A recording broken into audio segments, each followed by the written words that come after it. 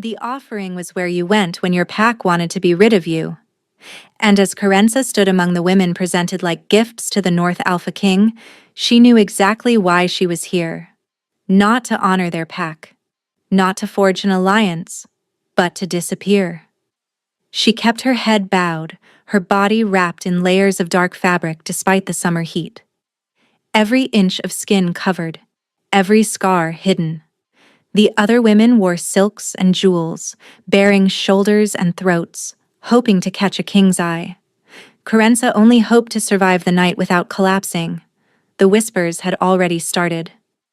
Why is that one dressed like she's attending a funeral? She looks half dead already. They weren't wrong.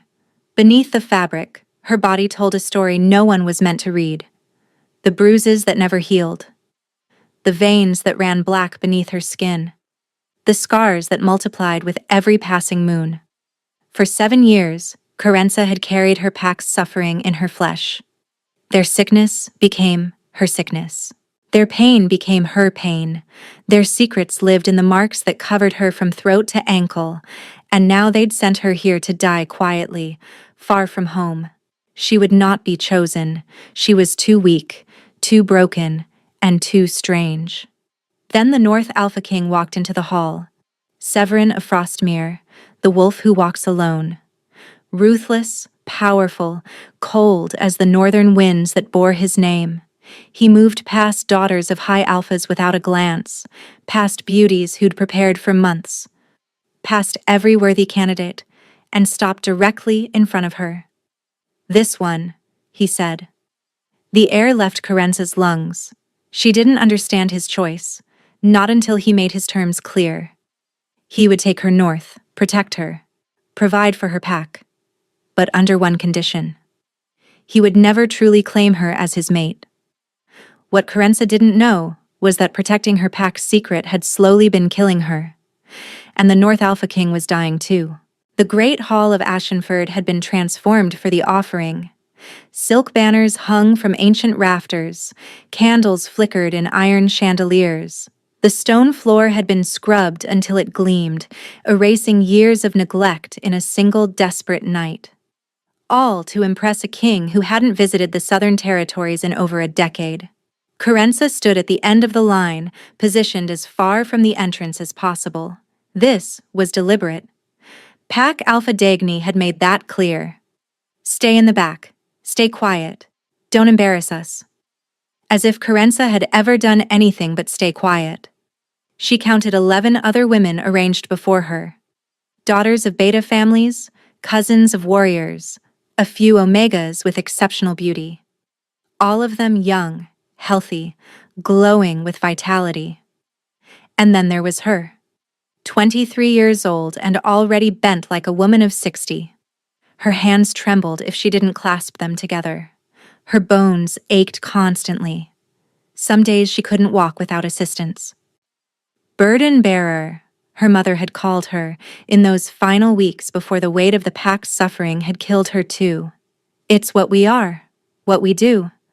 The pack survives because we absorb what would destroy them. Carenza had been 16 when she inherited the role. 16 when she first felt another's pain flood into her veins like poison. 16 when the first scar appeared on her collarbone, a silver line that hadn't come from any wound. Now her body was a map of 7 years of service. Every plague she'd pulled from fevered children, every injury she'd drawn from wounded warriors, every grief she'd siphoned from widows who couldn't bear to go on. The pack thrived. Carenza deteriorated, and no one spoke of it. Ever. The king approaches. The hall fell silent. Even the candle flames seemed to still. Carenza felt him before she saw him. A presence like a winter storm rolling down from the mountains. Power so immense it pressed against her chest, made her lungs struggle for air. The doors opened. Severin of Frostmere entered alone. No entourage, no advisors, no guards, just a single man who moved like he'd never once feared anything in his existence. He was tall, taller than any alpha she'd ever seen, with shoulders broad enough to block out the torchlight behind him. His hair was dark, nearly black, falling past his jaw in waves that looked like they'd never been tamed. His eyes were the color of a frozen lake, pale gray with depths that promised nothing warm lived beneath. Beautiful wasn't the right word. Beautiful implied softness. There was nothing soft about the North Alpha King. He was carved from ice and iron, every angle sharp, every line unforgiving. The women before her straightened, chests lifted, chins tilted to display elegant throats. Kerensa only shrank further into her wrappings. Pac Alpha Dagny stepped forward, all false warmth and calculated smiles. Your Majesty, Thornvale Pack is honored beyond words. Please allow me to present our finest. I'll see them myself. The king's voice cut through her speech like a blade through silk. Deep, cold, utterly devoid of interest. He began walking. The first woman, a beta's daughter with copper hair and wide green eyes, held her breath as he paused before her. He studied her for exactly 3 seconds, then moved on. Kerensa watched his shadow grow longer on the floor as he approached her end of the line. Her pulse hammered against ribs that had grown too prominent over the years. He won't even look at me, she told herself. This will be over, and Dagny will send me back to the cellar room where I belong. The king passed the 10th woman. The 11th woman, a stunning Omega with silver blonde hair, gave him her most radiant smile. He didn't even pause. And then he was standing in front of Kerensa. She kept her eyes fixed on his boots. Black leather, well-worn, practical rather than ornate. The silence stretched. Look up, the king said. Slowly, reluctantly, she raised her head. His eyes met hers through the shadow of her hood. Pale gray locked onto dark amber. And something shifted in his expression. Something that looked almost like recognition, though they'd never met. His nostrils flared slightly. He was scenting her. You're ill, he observed. Yes, Your Majesty. Dying? She should have lied. Instead, she said, eventually, yes. Gasps rippled through the hall. Dagny made a strangled sound of horror. The North Alpha King tilted his head, studying her like a puzzle he intended to solve. And yet you came here anyway, he said softly, knowing you'd likely be rejected. I came because I was sent, Your Majesty. I've never had the luxury of choosing my own fate. Something shifted in his frozen expression. Not warmth, exactly, but interest. He turned to face Dagny. This one, the North Alpha King announced. I'll take her. Chaos erupted. The journey north took 4 days. Kerensa spent most of it in a carriage that moved too quickly over rough terrain, her body jostled and aching, her mind racing with questions she couldn't answer. Why had he chosen her? What possible use could the most powerful alpha in the realm have for a dying woman? The king rode ahead on a massive black stallion, never once glancing back. She saw him only in glimpses through the window. The rigid line of his shoulders, the strange, unnerving stillness he carried even in motion. He hadn't spoken to her since the offering. On the 3rd night, they stopped at an outpost. Kerensa was escorted to a small room when a woman entered. Middle-aged, stern-faced, with gray-streaked hair pulled back in a severe knot. I'm Hetien, she announced, head of the king's household. You'll be examined before you're presented to him again. Ice flooded Kerensa's veins. Examined? Standard procedure for all potential mates. No. The word came out sharp. I cannot be examined. His Majesty accepted me as I am. Hetien studied her with shrewd eyes. The king said you'd refuse. He also said to respect your wishes. She paused. I've served him for 20 years. He's never once adjusted his requirements for anyone. She left without another word. They reached Frostmere on the 4th day. The castle rose from the mountains like a shard of ice, all pale stone and sharp towers piercing a colorless sky. Beautiful in the way a blade was beautiful. Cold. Lethal. Magnificent. Guards escorted her through corridors that seemed endless. The air was different here. Cleaner. Colder. Every breath felt like drinking winter. They stopped before a massive door carved with wolves mid-hunt. "The king will see you now, my lady." Carenza stepped inside. The room was a study, lined with books and maps. A fire burned in a hearth large enough to stand in, yet the warmth barely reached the center of the space. And there, standing by the window, was Severin. He didn't turn immediately. "Close the door," he said. She did. He turned then, and she felt the full weight of his attention. Those pale eyes moved over her slowly, assessing. "You survived the journey." "Yes, Your Majesty." "Sit." He gestured to a chair near the fire. "You look ready to collapse." She crossed the room on unsteady legs and sank into the offered chair. The warmth from the flames was almost painful against her perpetually cold skin. Severin remained standing. "I've arranged for quarters near my own," he said. "You'll have private staff, blind servants who won't look at you directly if that's what you prefer." "Your Majesty is generous." "I'm practical." He moved to his desk. "I need a mate. You need protection. This arrangement serves both purposes." "But you don't even know me. You don't know what's wrong with me." "I don't need to know." The statement stopped her cold. "Whatever burden you carry, whatever secret you're protecting, it's yours to keep. All I require is your presence." "Why choose me? You could have had anyone." "They were boring." He met her eyes. "Every single one looked at me and saw a crown, a title, power to be wielded.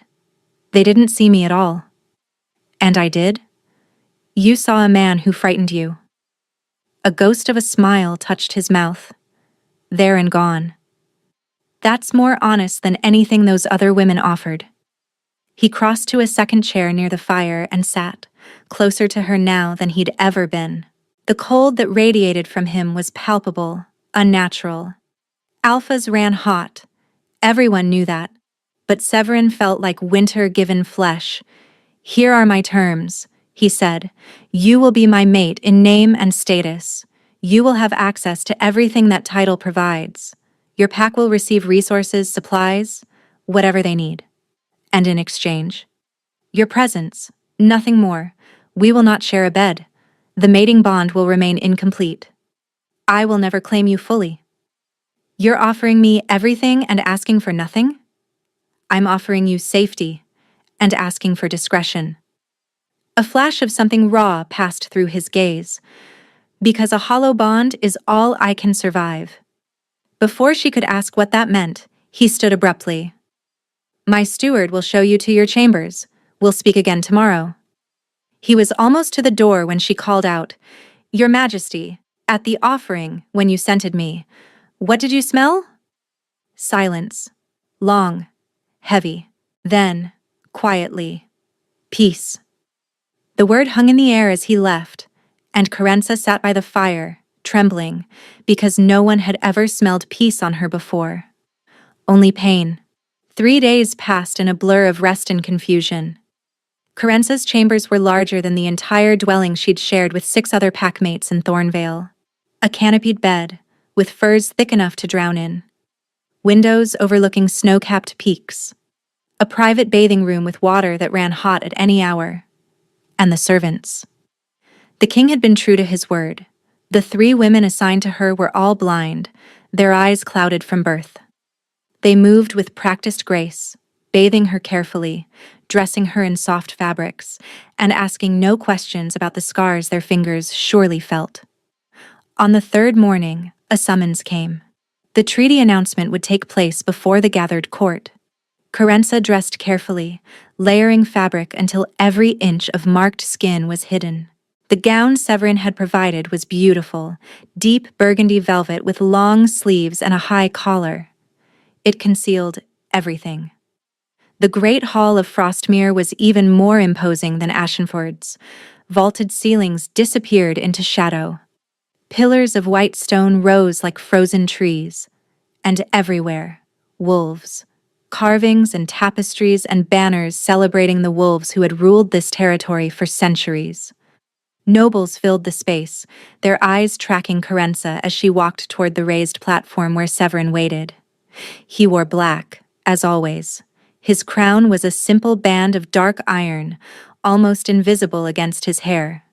He looked like a king who'd won his throne through blood rather than birthright. Because he had. The whispers started as she approached. That's her? She looked sickly. What was he thinking? Kerensa kept her eyes forward, her chin level. She'd survived worse than court gossip. She reached the platform and curtsied. Your Majesty, rise. Severin's voice silenced the whispers. He extended his hand. She took it. His skin was cold, so cold, even through her glove. He turned to address the court. Lords and ladies of the North, I present Kerensa of Thornvale Pack. She will become my mate and your queen. The disapproval was palpable. Cold stares, thinned lips, poorly concealed sneers. One lord, an older alpha with a gray beard, stepped forward. Your Majesty, forgive my bluntness, this alliance seems unbalanced. Thornvale offers nothing of strategic value. Severin's expression didn't change. Are you questioning my judgment, Lord Brennick?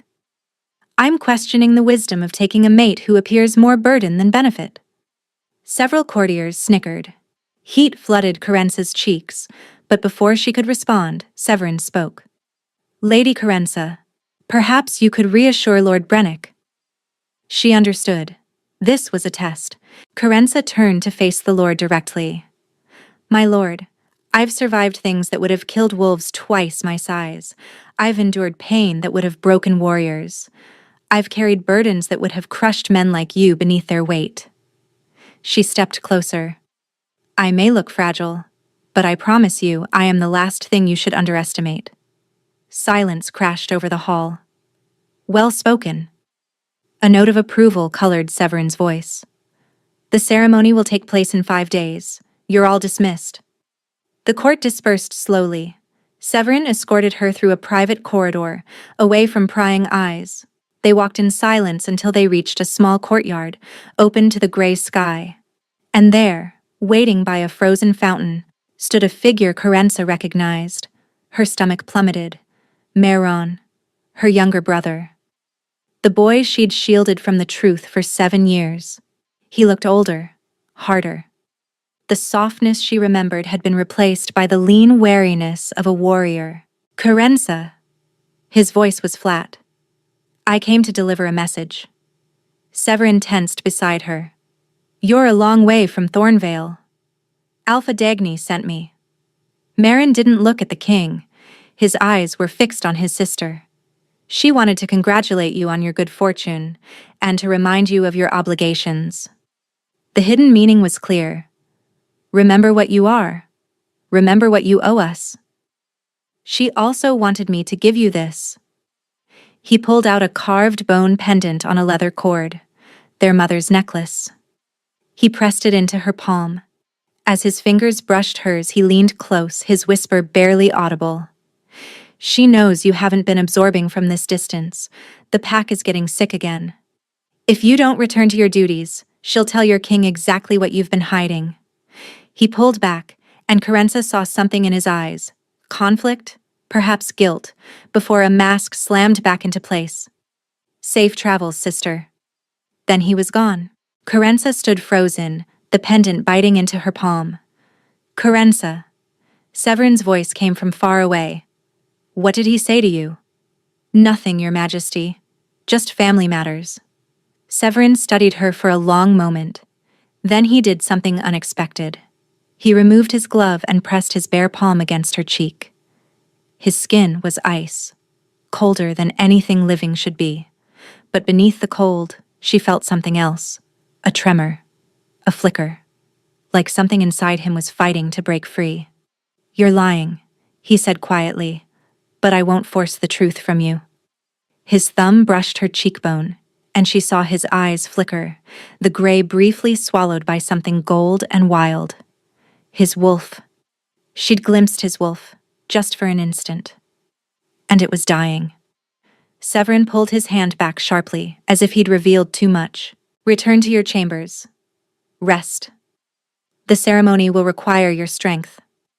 He left her standing in the frozen courtyard, her brother's warning ringing in her ears and a new grim knowledge taking root. The North Alpha King was hiding something too, and whatever was killing him was far worse than what was killing her. The ceremony took place at midnight. Kerensa had expected something grand, a cathedral filled with witnesses, elaborate rituals. Instead, Severin led her to a small chapel carved into the mountainside behind the castle. Ancient, private, lit by nothing but moonlight streaming through a single arched window. No audience, he explained. The public ceremony was for the court. This is for us. A priest waited by the altar, old and weathered, his eyes kind. He spoke the sacred words in the old tongue. Kerensa understood only fragments, but the meaning was clear. Bond, protect, endure.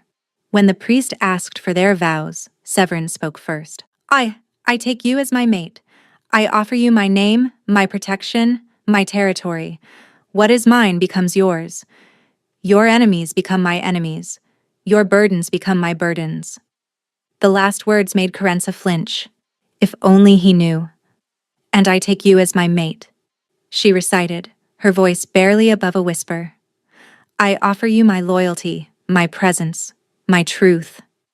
Liar. Something hissed inside her. The claiming. The priest said gently, you must exchange marks to seal the bond. Kerensa's chest tightened. The mark. She'd have to bare her neck. He'd see the scars. We discussed this, Severin said quietly. A partial bond will suffice. He extended his hand, palm up. Wrist to wrist. Older, less common, but recognized. Relief washed through her. You've thought of everything. I've had time to plan, and reasons to avoid a full bond myself. He removed his glove. His wrist was bare in the moonlight. But as Kerensa looked closer, she saw something else. Frost patterns. Delicate, crystalline lines spreading from his pulse point toward his forearm. They looked like ice forming on a window. Beautiful and deeply wrong. Your Majesty. The mark, he interrupted. Quickly. Kerensa pushed up her sleeve. Her own wrist was a map of thin silver scars, but in the dim light, they could pass for old injuries. Severin's cold fingers wrapped around her forearm. On 3. 1. 2. His teeth sank into her wrist. Pain flared bright and sharp, but beneath it, something else. A pulling sensation, as if threads were being drawn from her chest and woven into his. She bit down on his wrist in return. His blood was cold. Not copper warmth, but something that tasted like winter itself. Like frost and iron and the deep silence of frozen lakes. And then she felt it. His wolf. Not the powerful presence she'd expected from an Alpha King. Instead, she sensed something wounded, trapped. A great beast prowling behind walls of ice, growing weaker with every passing moment. Help me, it seemed to cry. I'm dying, and he won't let me out. Kerensa gasped and pulled back. Severin released her immediately, his expression shuddered. It's done. She stared at him. Your wolf? Is none of your concern? The priest pronounced them mated. Severin escorted her back to the castle in silence. At the door to her chambers, he paused. You felt something. Not a question. She should tell him. Should describe the dying wolf she'd sensed beneath his skin. I felt cold. Nothing else? Nothing else, Your Majesty. He studied her. Then, almost reluctantly, he lifted her bandaged wrist and pressed his lips to the fabric. Rest well, wife. He disappeared down the corridor before she could respond. Kerensa stood alone, her wrist tingling, her mind racing. His wolf was dying. Something was killing the North Alpha King from the inside, freezing him piece by piece. And somehow, impossibly, her presence seemed to slow it down. She had no answers, only the grim knowledge that she and the North Alpha King were both dying, and neither of them could save the other. He came the next night, and the night after that. Within a week, Severin's visits had become the axis around which Carence's days revolved. They talked for hours, about everything and nothing. His childhood before his mother Isolde's death, her memories of Thornvale before she became the burden bearer. And there were touches now, small ones. His hand finding hers across the table, her fingers brushing his jaw when she noticed frost spreading across his skin. The way he'd lean close to scent her hair, breathing deep like a man drowning who'd finally found air. "You're warmer tonight," she observed one evening, 3 weeks into their strange courtship. Severin looked down at his hands. The frost patterns had receded. "You're good for me. I'm not doing anything. You're here. That's enough." But it wasn't enough for Carenza. Not anymore. The partial bond pulsed constantly now. She knew when he was anxious, when he was tired, when his wolf was stirring. And he seemed to sense her moods just as clearly. Which meant she was running out of time to hide. The sickness had started again in Thornvale. Marin sent word. A fever spreading through the pups, 3 warriors wounded, an elder whose heart was failing. The pack needed their burden bearer. It manifested in small ways. The black veins on her arms grew darker. The scars on her back began to ache. Some mornings she woke so exhausted she could barely rise. Dagny's patience was running out. "Come home, or I tell him everything." 1 week. On the 4th night, Severin arrived earlier than usual. "Cancel your evening plans. We're going somewhere." "Where?" "Trust me." He led her through corridors she'd never explored, down staircases spiraling deep into the mountain. The air grew warmer. Steam rose from cracks in the stone. They emerged into a cavern that stole her breath. Hot springs, pools carved into rock, glowing blue-green in bioluminescent light. Heat wrapped around her like an embrace. "I discovered this place when I was 7, Severin said. "My hiding spot. The only place my uncle couldn't find me." He was sharing something precious. Carenza understood the gift. "It's beautiful. I've never brought anyone here before." In the ethereal light, he looked less like a king and more like the wounded boy he'd once been. "Swim with me." Swimming would mean removing her clothes, revealing the scars. "I can't. The light is dim. The water will conceal most things, and I can close my eyes if you need me to." She should refuse. "Turn around." He obeyed. Carenza's hands trembled as she shed her clothes. Layer by layer she revealed what had been her shame. The black veins crawling up her arms, the silver scars crisscrossing her torso. She walked into the water. The heat enveloped her. Soothing aches she'd forgotten existed. "You can turn around now." Severin turned. For a moment he simply looked at her. Then he began removing his own clothes. His body was a warrior's body, but it was also marked. Frost patterns covered his chest and shoulders like frozen lightning. Beautiful and terrible. He entered the water and moved toward her. "We match," he said quietly. "Our marks. We're both being consumed by something." Her eyes burned. "You can see mine?" I chose not to look away. She should feel exposed. Instead, she felt seen. "My mother," she heard herself say. "She was a burden bearer before me. We absorb the suffering of our pack. Their sickness. Their pain. We take it into ourselves so they can survive." She told him everything. The inheritance at 16. The scars that multiplied. Dagny's exploitation. Her mother's death from the weight of it. "This is 7 years of suffering," she said, raising her arm above the water.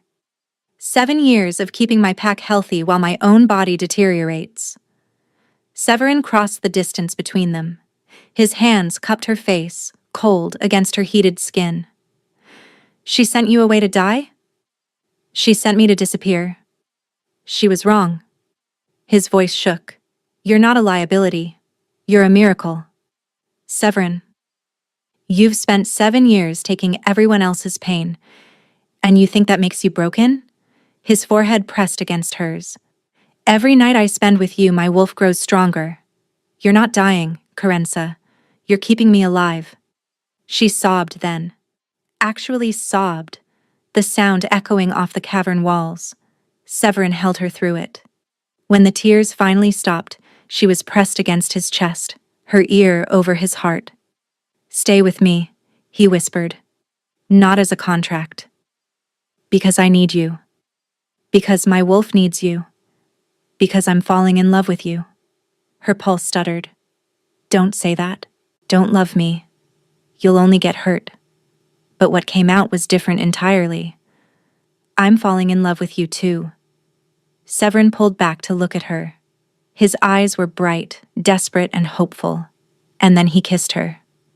Cold lips met heated ones, and the contrast was electric. She gasped into his mouth, and he pulled her closer until she couldn't tell where she ended and he began. The bond between them pulsed, strengthened. What had been a thread became a rope, then a chain, then something stronger still. They didn't leave the springs until dawn. 3 months passed like a dream. Kerensa moved into Severin's chambers. They slept tangled together every night, his cold skin against her warmth, their wolves circling each other in contented recognition.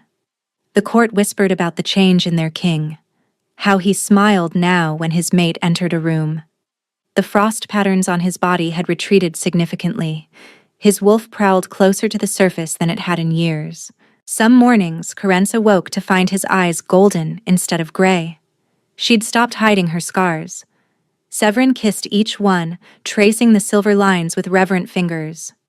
"Battle marks," he called them, "proof of how strong you are." The messages from Thornvale continued. Dagny's threats grew more desperate, but Severin had increased security around the castle, and Kerensa felt safe for the first time in her life, safe and loved. One morning, she woke before dawn, her stomach churning. She barely made it to the basin before she was sick.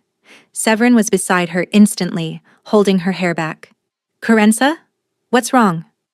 The healer confirmed it that afternoon. "Congratulations, Your Majesty. You're carrying the king's heir." She told Severin that evening.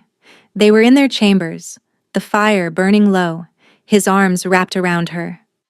Their mingled scents, her warmth like summer meadows, his frost like pine and cold stone, had become a single fragrance over these months. The scent of home. "I'm pregnant." He went completely still. "You're certain?" The healer confirmed it. His hand moved to her stomach with reverent wonder. "Our child," he breathed. "Severin, what if they inherit? Then we'll love them anyway. Whatever gifts or curses they carry, they'll be protected. They'll never suffer alone the way you did." Tears carved warm trails down her face. Happy tears. "I love you," she whispered. Severin pulled her close. His scent deepened, wrapping around her like a promise. "I love you too, more than I ever thought I could love anything. You've saved me, Kerensa. You've saved me too." They held each other in the firelight, and for one perfect moment, everything was exactly as it should be. Then Severin stiffened. His scent changed instantly, the warm pine turning sharp, acrid, and wrong. "What is it?" His face had gone white, bloodless. His hand flew to his chest. "Severin." He tried to speak, but no words came out. His eyes rolled back. His body convulsed once, violently, and then he collapsed. Kerensa screamed. She caught him before he hit the floor. His skin was ice, colder than she'd ever felt it, frost spreading visibly across his chest and throat. His scent was disappearing, fading into something sterile and frozen, like a lake in deep winter. "Help!" she screamed. "Someone help me!" Guards burst through the door. Healers were summoned. The next hours blurred into chaos, Kerensa kneeling beside the bed, watching the frost consume more of his body. "What's happening to him?" she demanded. The head healer, an ancient woman with knowing eyes, looked at her with pity. "The curse," she said quietly. "On his bloodline, it's been activated." "What curse?" "The first Alpha King of Frostmere made a bargain with a dark witch. power in exchange for a price. Every king since has carried a piece of that curse. Their wolves would slowly freeze unless they found a true mate bond. But even then, there's a condition. What condition? The curse fully activates when the king falls in love.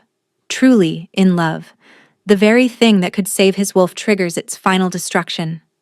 No. You're saying that because he loves me? The curse recognized a true bond. His love for you is killing him.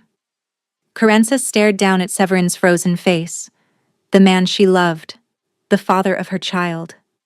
Dying because he'd made the mistake of loving her back. There has to be a cure. The only thing that can break a bloodline curse is sacrifice. Equivalent exchange.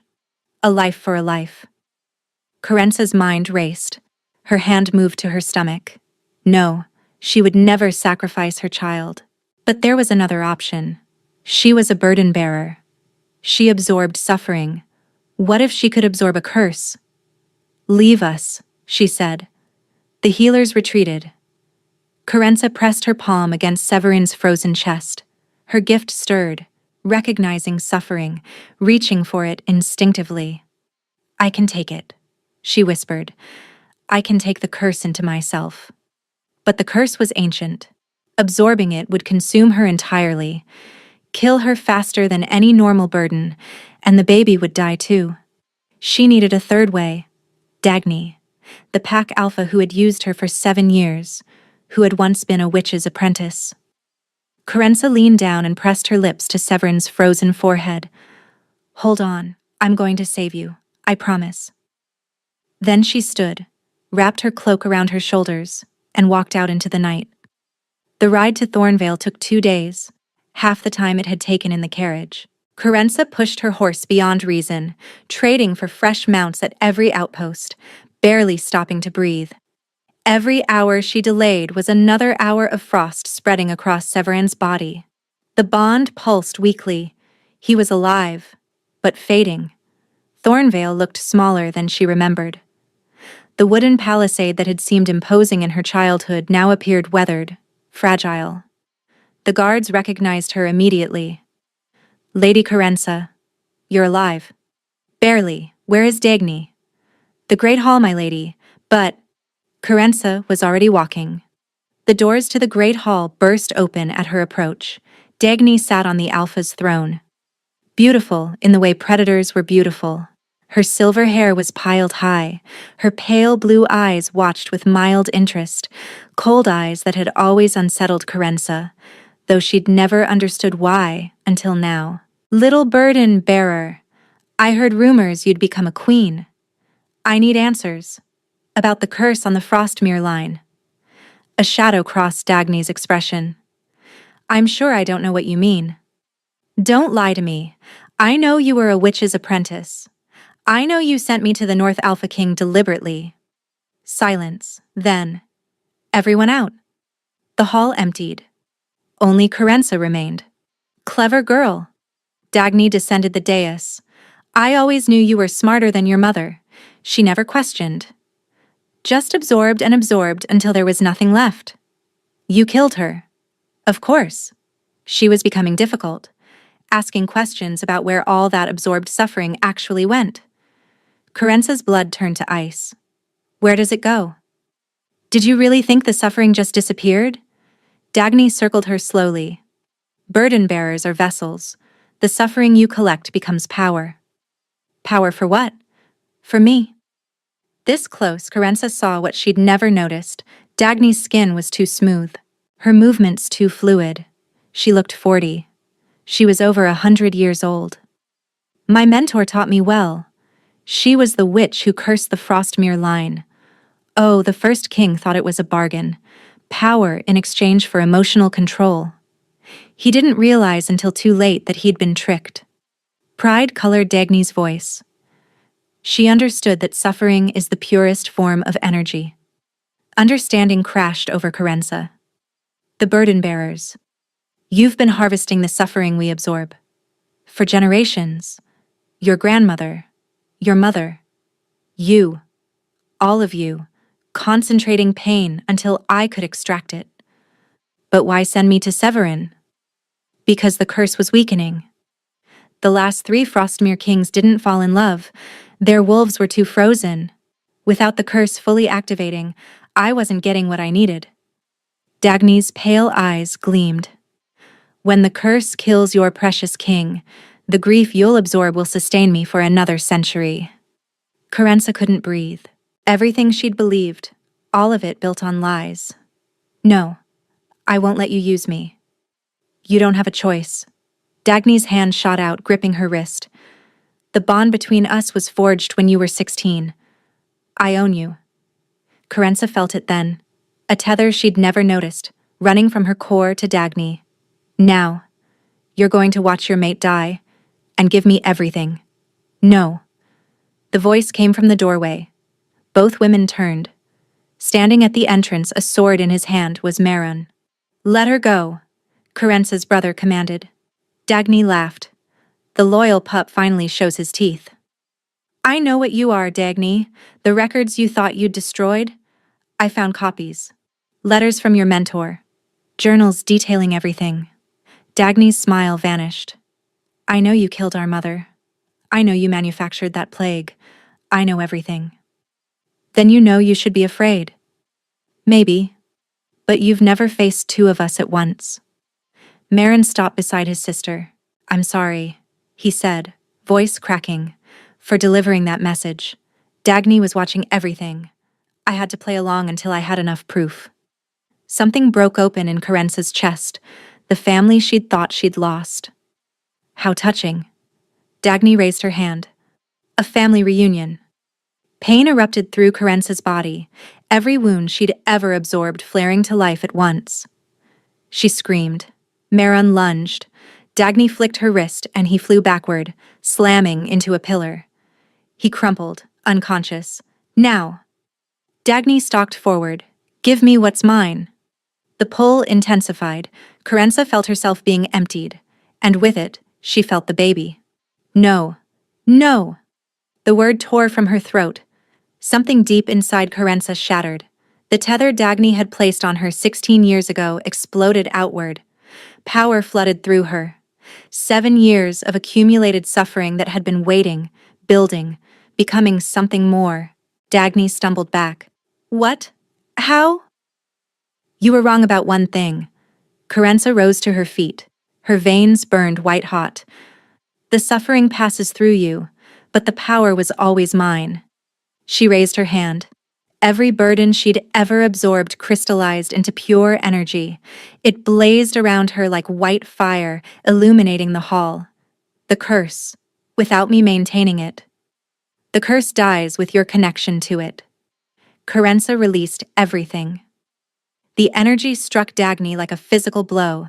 The alpha screamed, her preserved youth cracking, lines carved into her face.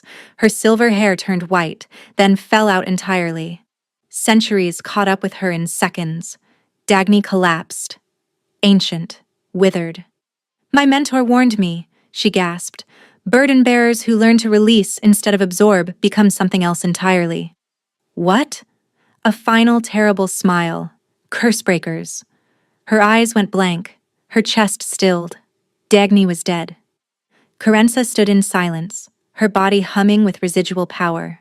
The scars on her skin had faded to pale silver. The black veins were gone.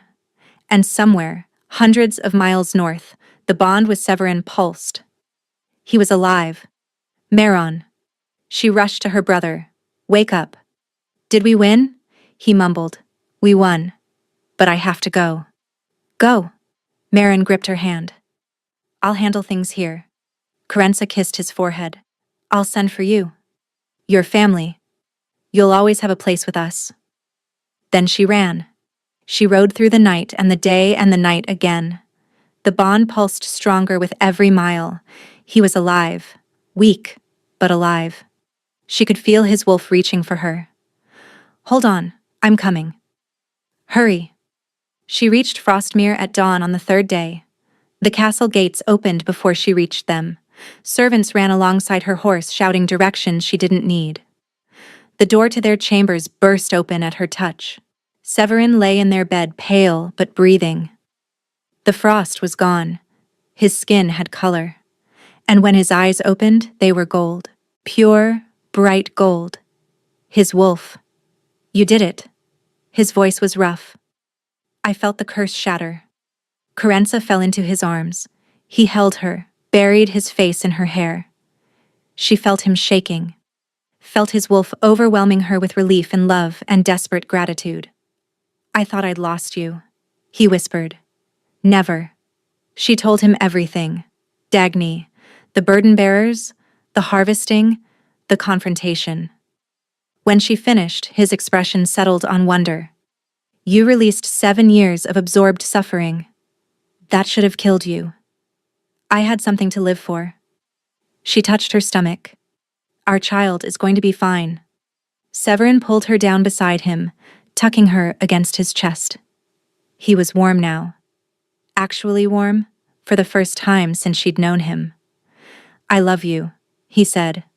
So much it terrifies me. It doesn't trigger the curse anymore. I know. He laughed, wet with tears. For the first time in my life, there's no shadow waiting. The weeks that followed were a whirlwind. Meryn sent reports from Thornvale, the pack reeling from revelations, the elders reorganizing. He'd taken temporary leadership. Kerensa returned once, as Queen of the North, and spoke the truth about everything. The pack listened. When she finished, an elder rose. What do you want from us, Your Majesty? Healing. If any burden-bearer children are born to this pack, they'll have a choice. They'll learn to use their gift properly. No more secrets. No more exploitation. Meryn stepped forward. As interim alpha, I accept these terms and formally request alliance with Frostmere. Their daughter was born on the first day of autumn.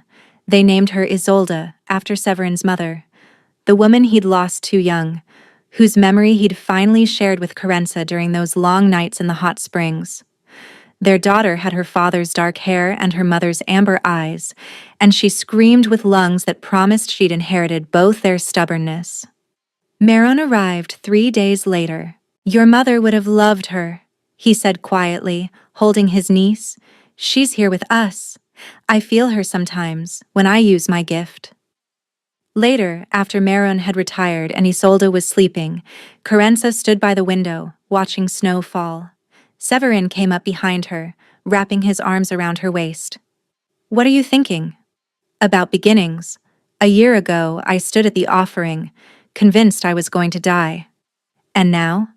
Now I'm a queen, a mother, a curse breaker, and the mate of a man who chose me when no one else would. Best decision I ever made. He kissed her temple. I thought I was choosing someone safe. Instead, I chose the woman who would change everything. You saved me too. I was a burden waiting to be discarded. You saw something else. I saw my future. She turned in his arms. I love you. I love you too, more than winter loves the spring that follows it. Outside, snow fell softly on Frostmere. Inside, a fire crackled. A baby slept. And 2 wolves who had once walked alone finally rested, complete in each other's arms. The burden-bearer, who had suffered in silence to protect her pack's secret, and the North Alpha King who had discovered the truth and loved her all the more for it.